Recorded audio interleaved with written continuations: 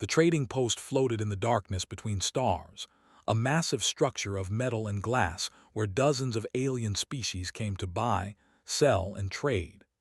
Han walked through the crowded corridors with practiced ease, her boots making soft sounds against the worn floor. She had been coming to this station for 5 years now, and she knew every shortcut and every merchant who might try to cheat her. Today was supposed to be simple.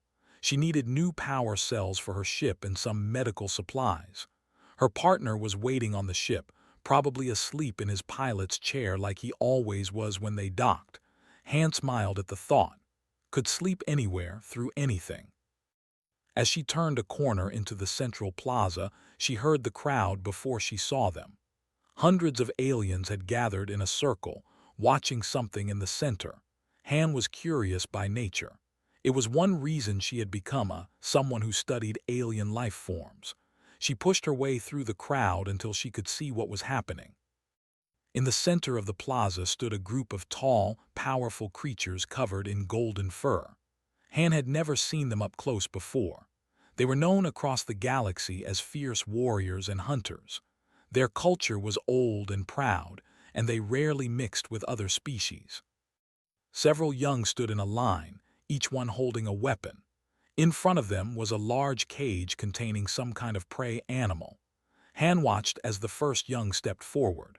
An elder with white streaks in his golden fur spoke in a deep, rumbling voice that the station's translators picked up. "Prove your worth, prove your blood runs strong, hunt." The first young opened the cage and attacked the prey animal with speed and precision. The hunt was over in seconds. The crowd cheered. The elder nodded and painted a mark on the young hunter's forehead with something that looked like blue clay. One by one, the young took their turns. Each one succeeded. Each one received their mark. Han started to turn away, ready to continue her shopping, when she noticed one more young standing at the end of the line. This one was different. He was smaller than the others, and his fur was not golden but silver like moonlight. He was shaking. Even from where she stood, Han could see his hands trembling as he held his weapon. The elder called him forward. "Step forward and prove yourself." The young walked slowly to the cage. The other young who had already passed their test watched with expressions Han could not read. Some looked sorry for him. Others looked disgusted. Opened the cage. The prey animal, tired from the previous hunts but still alive, tried to run. Lunged forward with his weapon, but his smaller body made him clumsy. He stumbled. The weapon struck the animal's side but did not pierce deeply. The animal kicked out, hitting in the chest. The young fell backward. The crowd went silent. Got up and tried again. This time he managed to grab the animal, but when he tried to use his claws, they barely scratched the thick hide. The animal broke free and ran to the corner of the cage. Chased it, desperation clear in every movement. He tried 3 more times. Each time he failed to make a killing blow. Finally, another stepped in and killed the animal quickly. The elder, the one with white streaks in his fur, looked down with cold eyes. "You have failed, your claws are weak, your body is weak, your blood is not strong." Dropped to his knees. "Elder, please, I can try again. I will do better, I promise." "There is no second chance," Elder said. "Our law is clear. Those who cannot hunt cannot be part of the clan. You bring shame to us." The elder reached down and wiped his hand across his forehead, smearing away clan markings that Han had not noticed before. Other came forward and did the same, removing decorations from his clothing and pulling off a necklace he wore. "You are now," Elder announced to everyone watching. "You are bloodless. When we leave this station, you will not come with us. This is our way. This is our law." Did not cry out or beg again. He simply knelt there as his entire clan turned their backs on him, one by one. Even the young ones who had looked sorry for him earlier turned away. In culture, it seemed, a failed hunter was worse than dead. He was invisible. Han felt something twist in her chest. She had seen many cruel things in space. Different species had different values, different ways of living. She had learned not to judge too quickly. But this, Watching a child being abandoned by everyone he knew, this was too much. She wanted to go to him to say something, but the crowd was already breaking up. They were leaving the plaza, remained kneeling where they had left him. Han finished her shopping quickly, her mind elsewhere. She kept thinking about the young, alone in the plaza. When she returned to her ship hours later with her supplies, was indeed asleep in his chair. "Wake up," she said, nudging him. "We need to check the cargo bay." Yawned and stretched. "Why, we just loaded everything this morning." "Just come with me." They walked to the cargo bay together. Han had a strange feeling, something she could not explain. When they opened the cargo bay door, at first everything looked normal. Containers of supplies stacked neatly, equipment secured properly. Then she heard it, a small sound like someone trying very hard not to breathe too loudly. "Hello," Han called out. "Is someone here?" The sound stopped completely. Han walked deeper into the cargo bay, moving between the containers. Followed, his hand on the stunner at his belt. Behind the largest container, pressed into the smallest space possible, the young had somehow found his way onto their ship. His silver fur was dirty now, and his eyes were huge with fear. When he saw Han, he pressed himself harder against the wall, as if trying to disappear. "Please," he whispered in the common language. His voice was rough from crying. "Please do not tell them. Please do not send me back." Han knelt down slowly, making herself smaller, less threatening. "Send you back to who?" "To anyone, to the station. They will put me out the airlock. Abandoned cubs do not last long. Everyone knows this. Please." Put a hand on Han's shoulder. "We should report this. We cannot just take a child. There could be legal problems." Han really looked at him. She saw the marks on his forehead where his clan symbols had been roughly wiped away. She saw how his ribs showed through his fur, like he had not eaten enough for a long time. She saw how his hands still shook. She thought of her own brother, dead now for 10 years, lost in a colony collapse when she could not save him. "We are not reporting anything," Han said firmly. She looked at, "What is your name?" He whispered, "My name is Han. We are leaving this station soon. If you stay on our ship, you come with us. Do you understand?" Stared at her like she had spoken in an alien language. "You would take me. Why?" Han smiled sadly. "Because someone should. Because it is the right thing to do. Because you deserve better than being left to die alone." For the first time since his clan had abandoned him, cried. Not silent tears, but deep, shaking sobs that came from somewhere deep inside. Han reached out slowly and let him lean against her shoulder. His silver fur was soft against her neck. Sighed deeply. "You are going to get us into so much trouble." "Probably," Han agreed, "but we are doing it anyway." The first week was hard. Stayed in the cargo bay, too afraid to come out even when Han brought him food. He would wait until she left before eating, and he never spoke unless she asked him a direct question. His answers were always short, usually just 1 or 2 words. Complained every day. "This is a bad idea. What do we even know about taking care of what if he gets sick? What if his clan comes looking for him?" "They will not come looking," Han said. She was reading everything she could find about biology and culture on the ship's computer. "To them, he does not exist anymore. He is already dead." "That is even more depressing," muttered. But Han noticed he started leaving extra food near the cargo bay door, and he stopped complaining quite so much. On the 8th day, Han found something interesting in her research.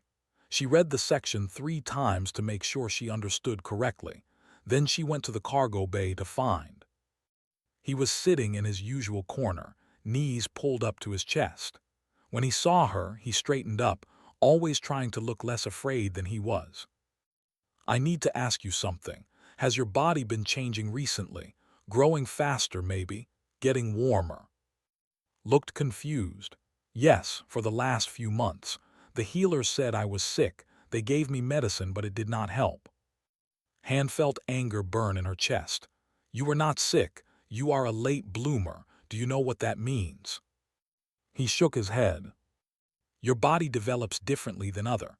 Most of them grow strong early when they are very young, but some very rare ones grow slowly at first. Then when they are older, they grow much bigger and stronger than the others. Your silver fur is a sign of this. The elders should have known. But Elder said. Elder was either ignorant or he did not care, Hans said flatly. The medical data is clear.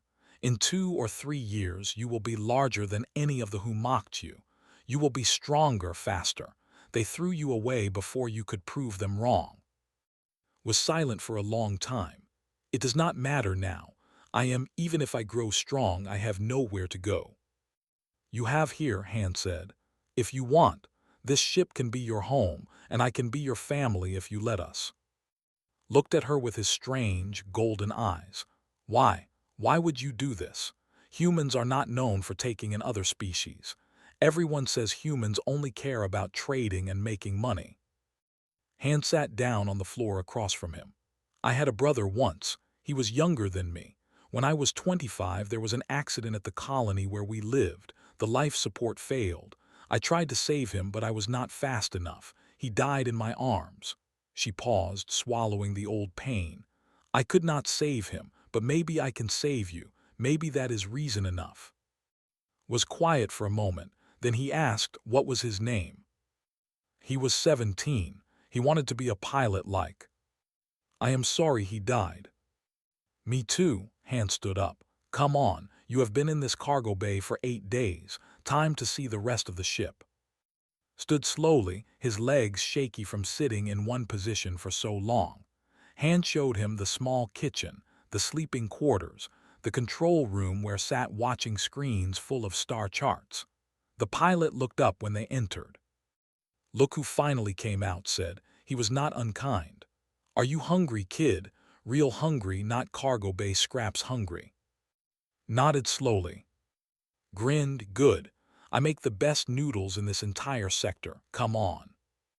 They ate together in the small kitchen. Had never tasted human food before. He was hesitant at first, but after the first bite of spicy noodles, his eyes went wide. This is good, he said, surprised. Of course it is good, said, pretending to be offended. I do not cook bad food. He paused. So kid, Hans says you are going to get big and strong. That true? Shrugged, she says so, the data says so, but I do not feel strong. Nobody feels strong when they are young, said. I was the smallest kid in my school. Everyone picked on me. Now look at me. I am still not big, but I can fly any ship in the galaxy. Strength is not just about muscles. Over the next few weeks, slowly became part of their crew. Hans started teaching him to read Galactic standard language properly. He already knew how to speak it, but reading was different. She also taught him about different alien species, their cultures, their biology. Learned fast. He was smart, much smarter than his clan had given him credit for. He asked questions about everything. Why did humans have only 2 arms when many species had 4? How did ships travel faster than light? What was Earth like? Han answered every question with patience. She also started teaching him practical skills, how to fix a broken power cell, how to read star charts, how to use the ship's medical equipment.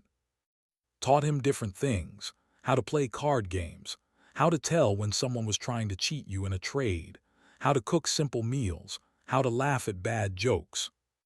One night, about 2 months after had come aboard, Han found him in the observation room. He was looking out at the stars, his reflection ghostly in the glass.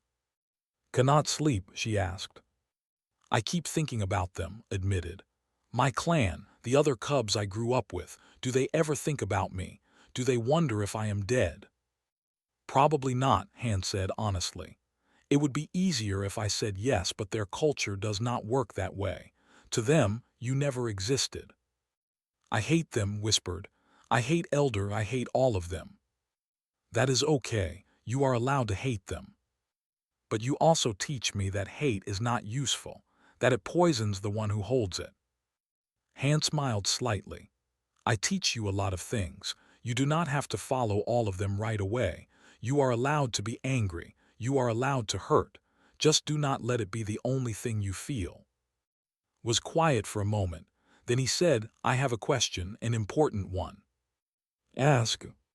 If I grow big and strong like you say I will, what should I do? Should I go back and show them they were wrong? Should I make them sorry? Han thought carefully before answering. That depends. Why would you go back? For revenge? To prove something? Or because you want to change things so other cubs like you do not get thrown away? I do not know yet. Then you have time to figure it out. You are still young. You have years to decide who you want to be. She put a hand on his shoulder. But I will tell you this. The best revenge is not hurting the people who hurt you. The best revenge is becoming so successful, so strong, so good at living, that they realize they made a mistake letting you go.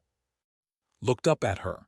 Did you get revenge on the people who let your colony fail? In a way, I became so good at my job, so respected, that now I help write safety regulations for colonies. Because of my work, fewer accidents happen.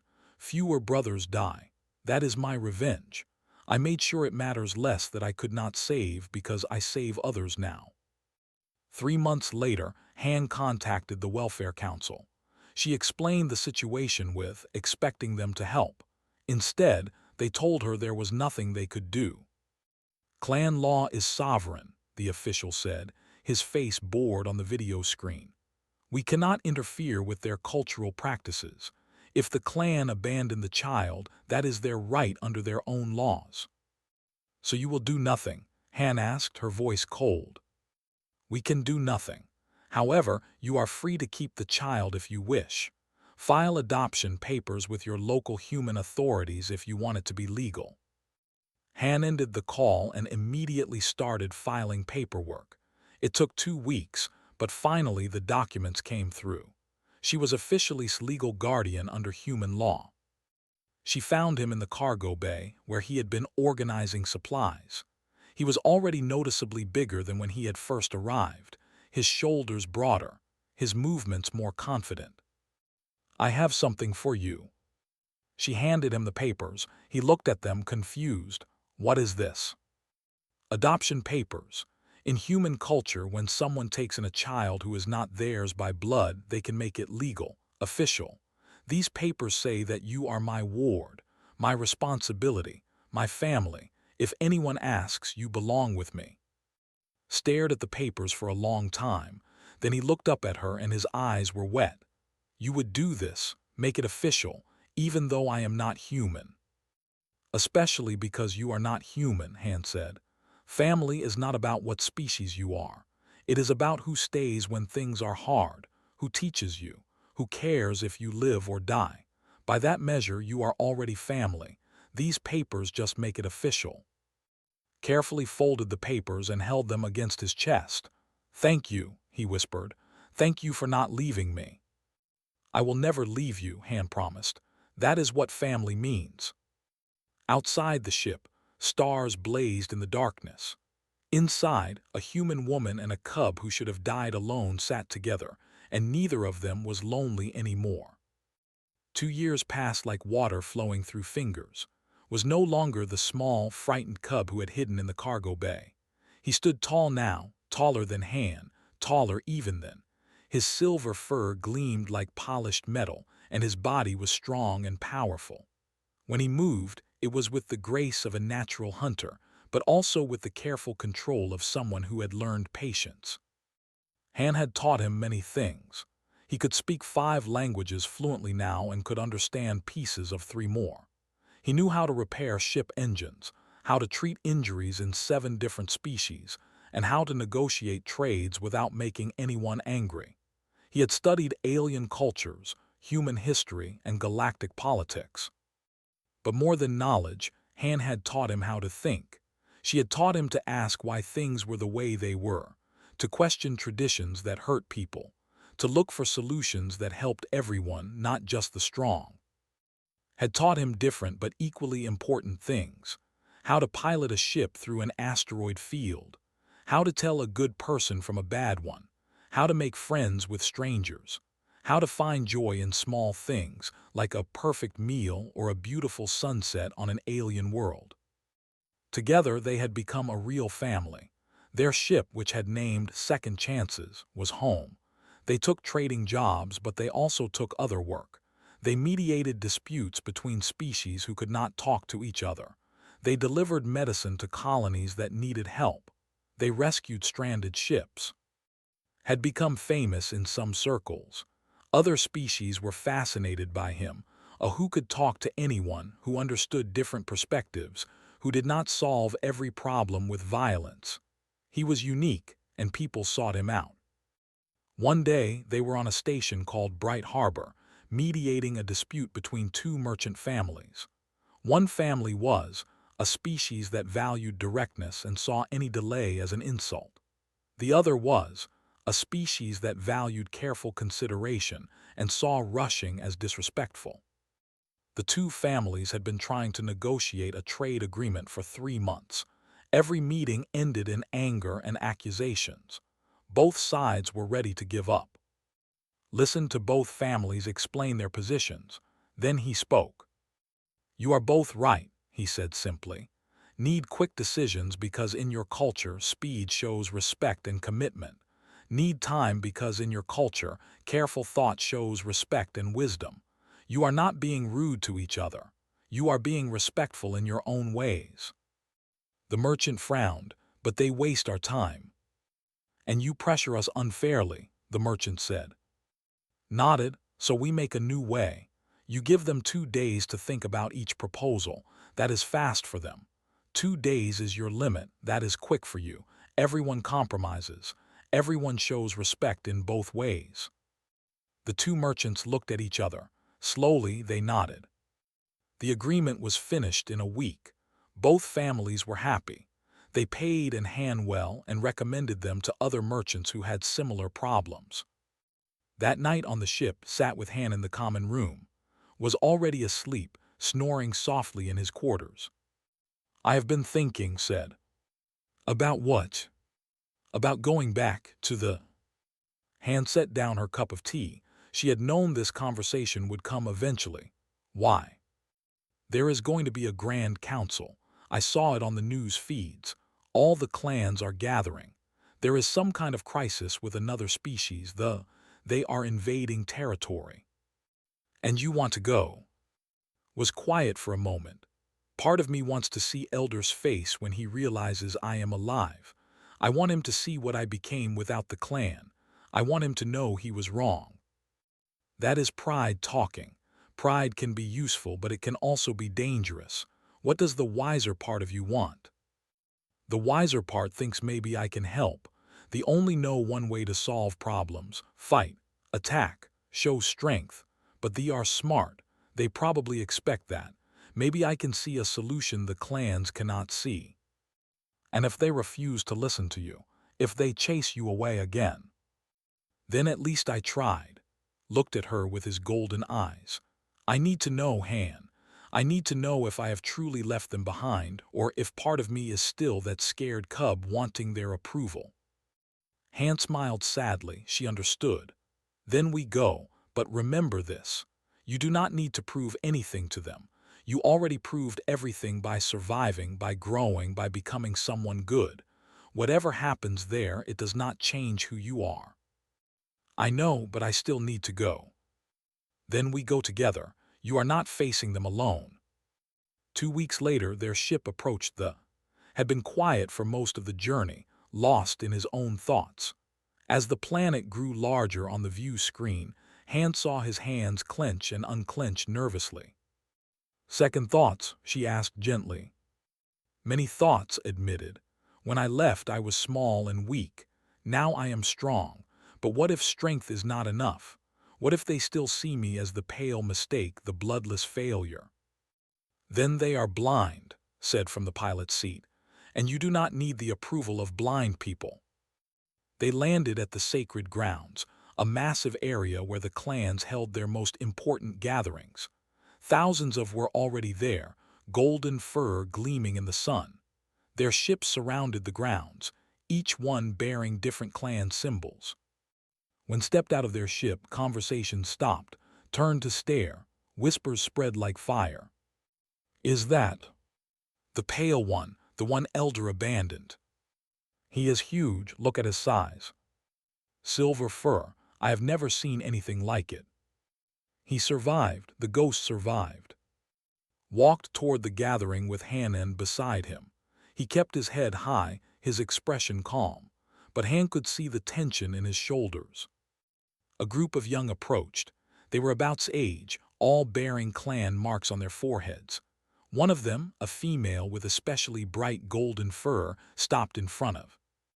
I remember you, she said. You were in my training group. You failed the hunt. I did, said calmly. You should be dead. I am not. The female studied him carefully. You are different, not just bigger. You carry yourself like an elder, but you are still young. How? I learned from humans, said, gesturing to Han. They taught me that strength is not just about claws and teeth. It is about knowledge, patience, understanding. Another young laughed. Humans, the weak traitors, what could they teach us? Everything I know, said firmly. Everything that makes me who I am now. They did not abandon me when my own clan did. They chose me. That is a kind of strength your clan does not understand. The golden-furred female tilted her head. I passed my hunt, but I have often wondered what happened to you. Some of us felt bad about what Elder did. Felt bad but did nothing, said without anger, just stating a fact. Looked down. Yes, we were afraid. Going against the elders means becoming ourselves. I know, I do not blame you. Will you challenge your abandonment? Another young asked. There are old laws, ways to reclaim your place. I do not want my place back, said. I have a place with them. He nodded toward Hanan. They are my clan now. Before anyone could respond, a deep voice boomed across the gathering. The council begins. All clans gather. Thousands of moved toward a massive amphitheater carved into the ground. Han and followed. As they entered, Han saw elders sitting in a circle at the center, and there, in the position of highest honor, sat Elder. He looked older now, his white fur streaks more prominent, but his eyes were still cold and hard. When he saw, those eyes widened in shock, then narrowed in anger. What is the meaning of this? Elder's voice carried across the amphitheater. Who allowed a one to enter the sacred grounds? Stepped forward.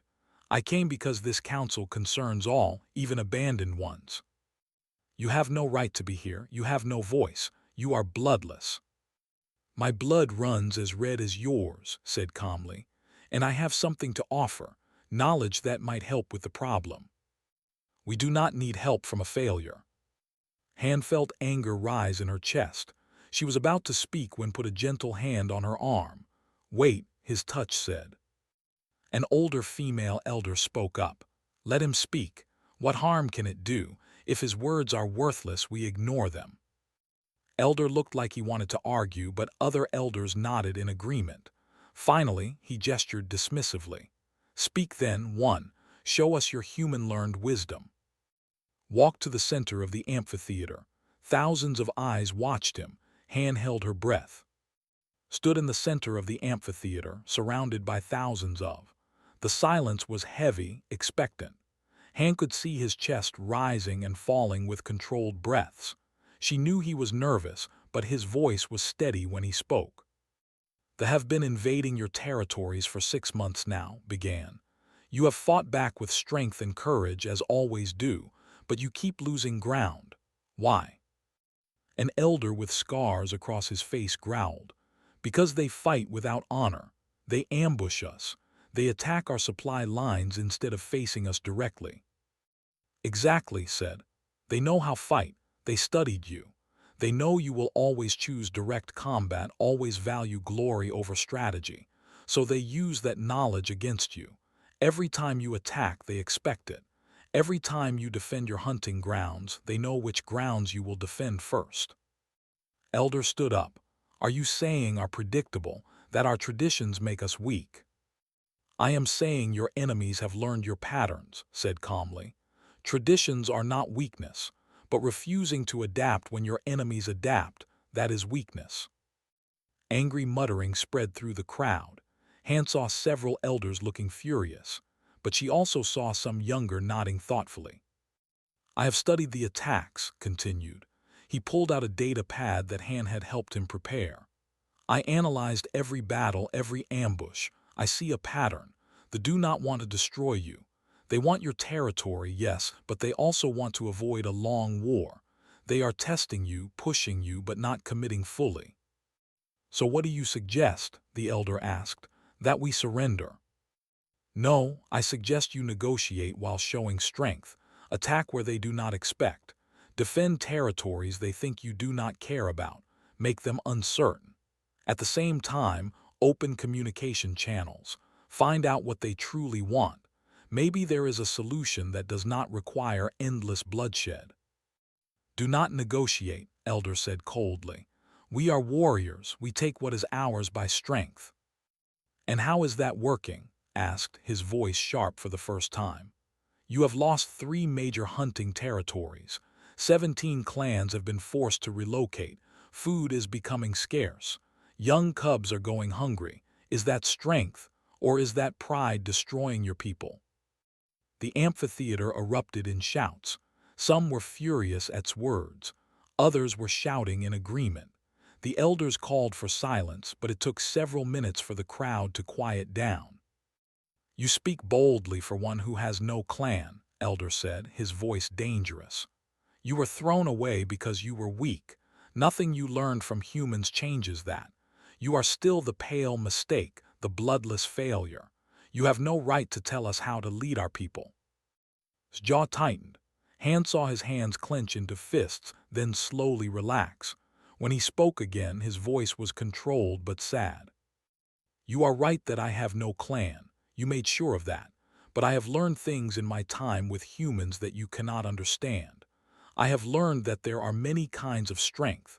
I have learned that wisdom is not weakness. I have learned that caring for others, protecting the vulnerable, adapting to new situations, these are not signs of failure. They are signs of intelligence. Clever words, Elder sneered, but words do not win battles. No, agreed, but neither does repeating the same failed strategies and expecting different results.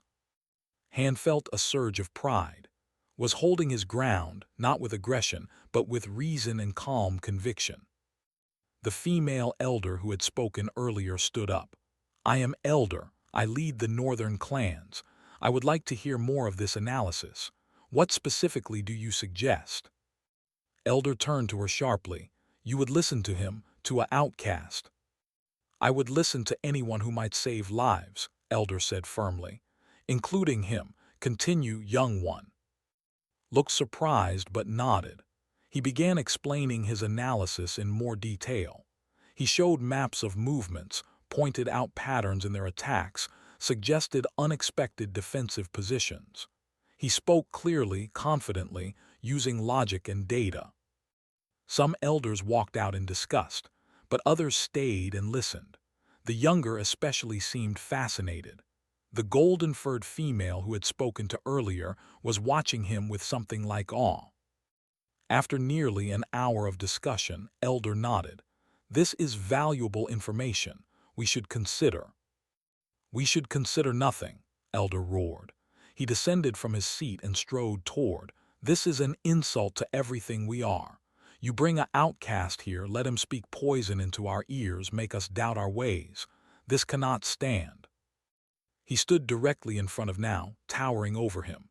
Except Han realized he was not towering anymore, was just as tall, maybe even slightly taller. You are not welcome here, Elder said, his face close to his. You bring shame by your very existence. You should have died 2 years ago. That was your fate. That was your place. Something in Han snapped.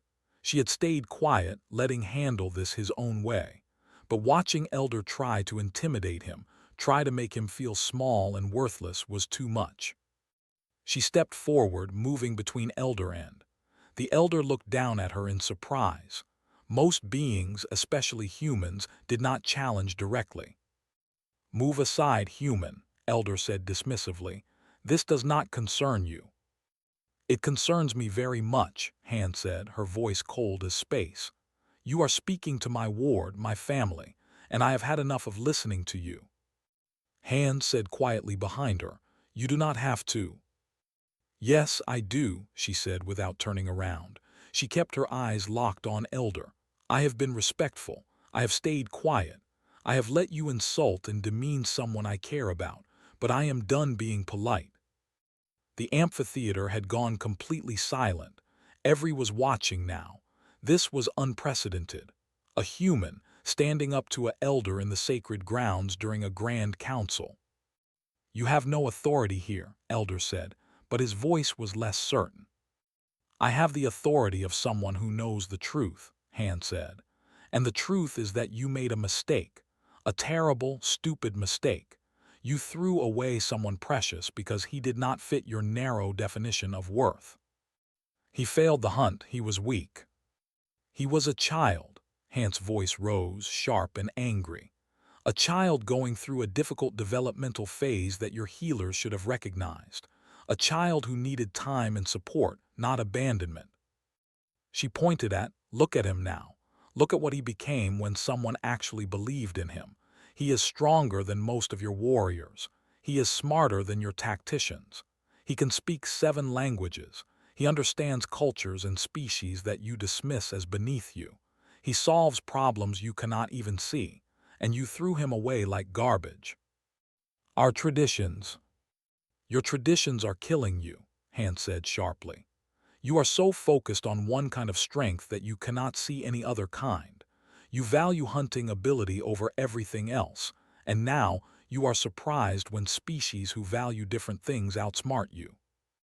Elder's face was dark with fury. "You dare lecture me about culture?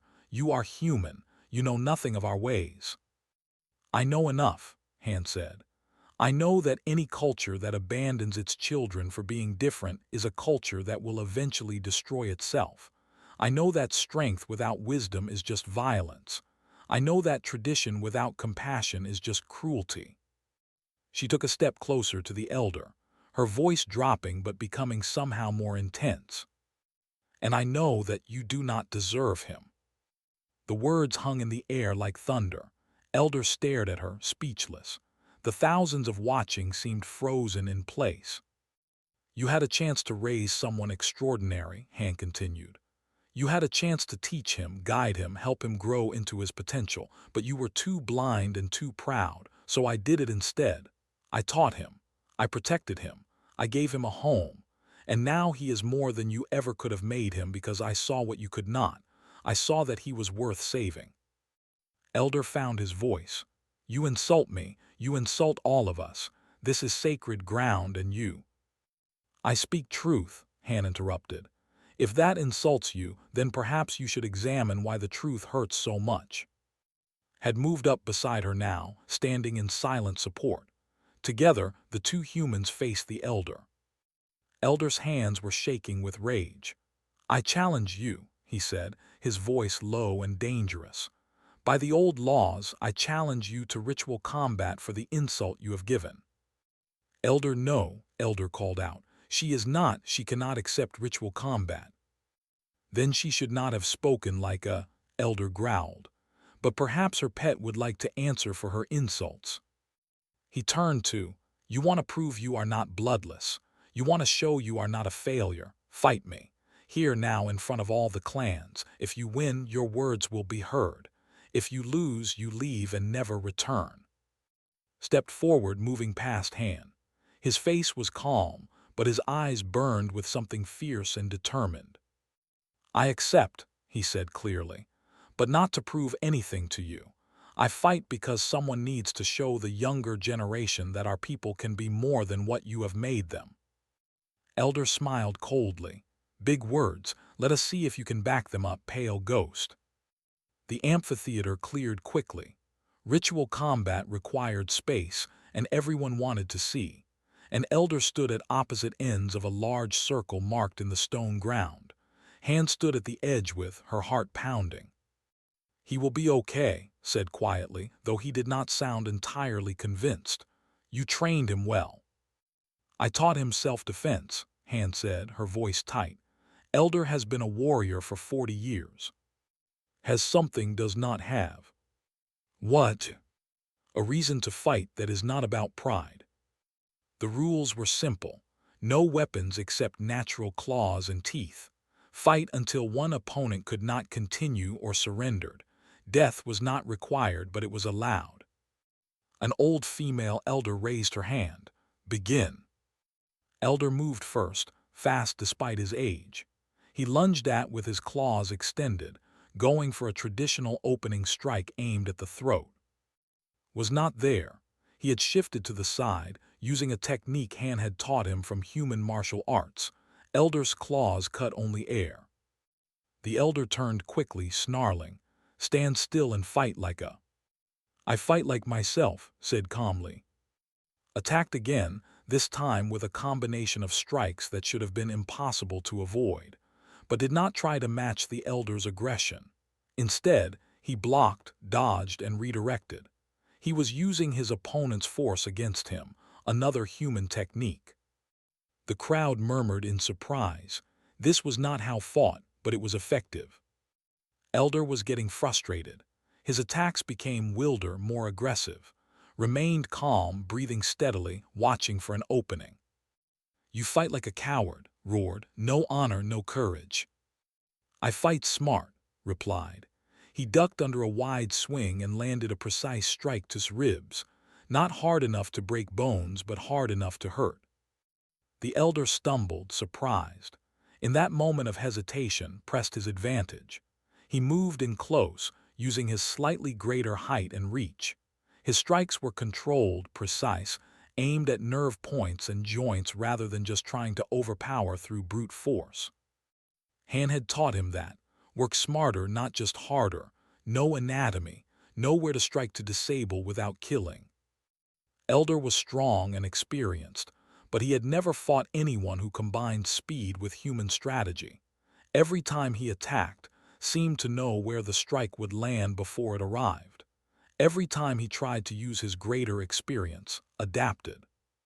The fight lasted 10 minutes, then 15. Both fighters were breathing hard now, silver and golden fur slicked with sweat, but Elder was slowing down more than. Age and frustration were taking their toll. Finally saw his chance. Elder overextended on a lunge, putting too much weight forward. Grabbed the elder's arm and used a throw that was part wrestling, part human judo. Elder hit the ground hard. Before the elder could rise, was on top of him, one knee on his chest, claws at his throat. The amphitheater went completely silent. Could kill him. By the rules of ritual combat, he had that right. Elder had thrown him away, called him bloodless, tried to humiliate him. One quick slash and it would be over. But did not move. He looked down at the elder, and his voice was sad when he spoke. I could kill you. The law allows it. You certainly would not hesitate if our positions were reversed. He paused. But I am not you. I will not throw away a life just because I can. I will not prove my strength through pointless death. He stood up and stepped back, offering his hand to help Elder rise. The elder stared at the offered hand like it was a snake. Then, slowly, he took it and pulled himself up. His face was unreadable. You won, Elder said, his voice hoarse. Say what you came to say. Turned to address the entire gathering. I do not want revenge.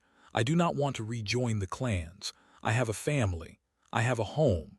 But I do not want other cubs to suffer what I suffered. I do not want the people to destroy themselves because they are too proud to adapt. He pulled out his data pad again. I have information here about their culture, their goals, their weaknesses. I have analyzed possible negotiation strategies. I have identified ways you can defend your territory more effectively while opening diplomatic channels. This information is yours, freely given. Use it or do not. That is your choice. Elder stood up. I will review this information. I think many of us will. She looked around at the other elders and the crowd. Perhaps it is time we reconsidered some of our ways, not abandoned them but evolved them.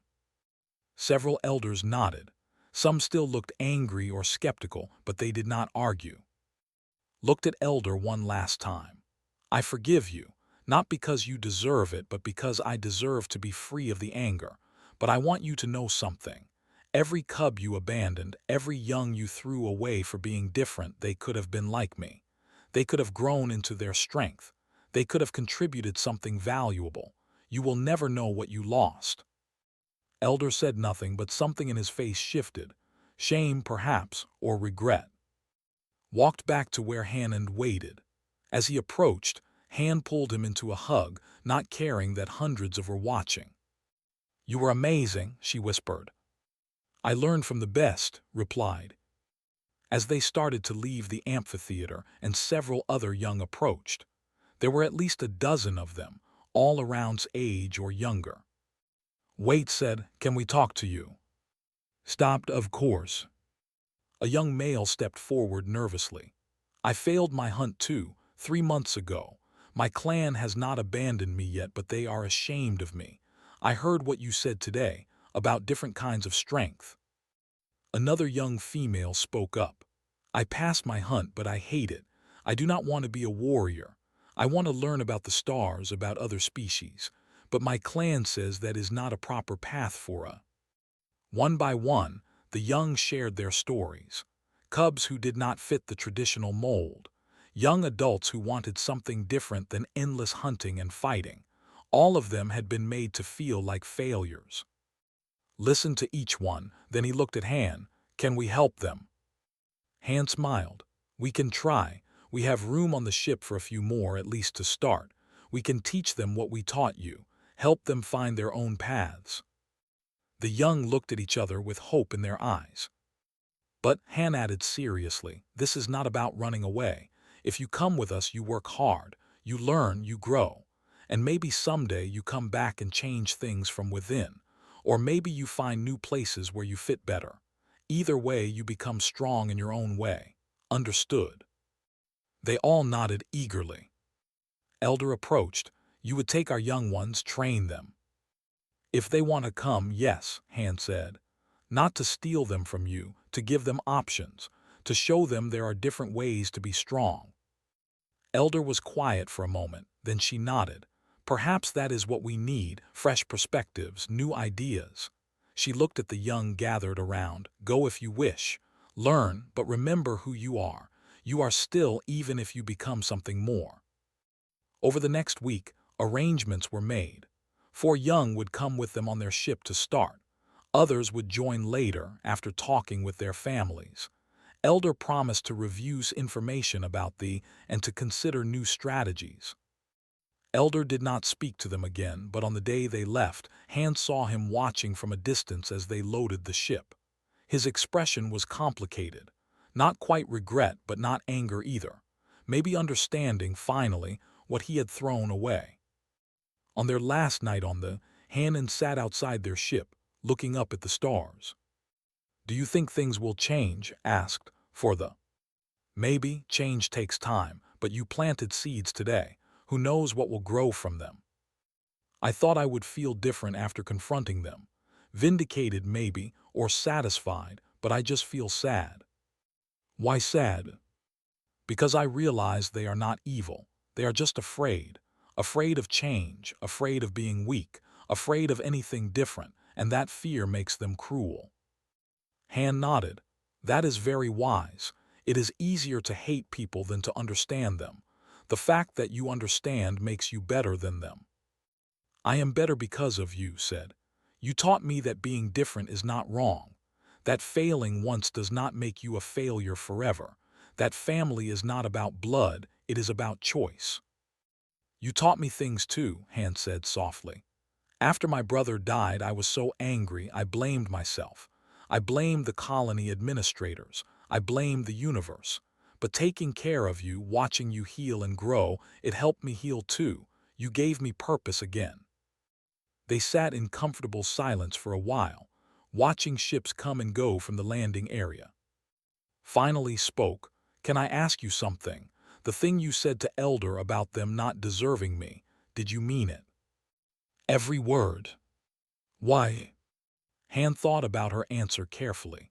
Because love is not something you earn by being perfect. It is something you deserve just by existing. Elder and the others, they made you think you had to prove your worth, that you had to earn the right to be cared for. But that is not how it works, not with real family. She put her arm around his shoulders. From the moment I found you hiding in my cargo bay, you were worth saving. Not because of what you might become, but because of what you already were. A scared child who needed help. That was enough. It will always be enough. Leaned his head against her shoulder, something he had not done since he was much smaller. I love you, Han. You are the best mother I could have asked for. Han felt tears sting her eyes. And you are the best son I never expected to have.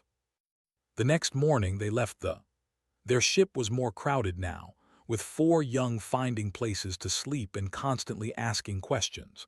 Complained about the noise, but Han saw him teaching one of them how to read star charts, and his complaints were not serious. Stood in the observation room, watching his grow smaller behind them. Came to stand beside him. "Do you think we will come back?" she asked. "Someday," he said, "when we are ready, when we have learned enough to make a real difference." "What if they do not want us back?" Smiled, thinking of Han's words. "Then that is their loss. We will be strong and successful and happy anyway. That is the best revenge. Becoming so good at living that they realize what they gave up." Smiled back. "I like that, living well as revenge."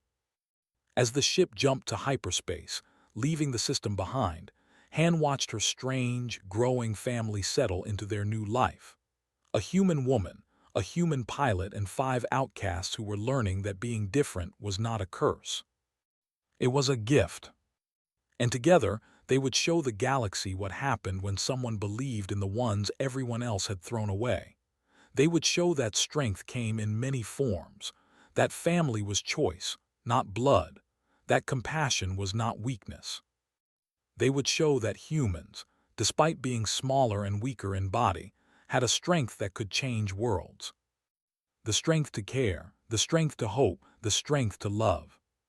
And in the end, that was the strongest power in the universe.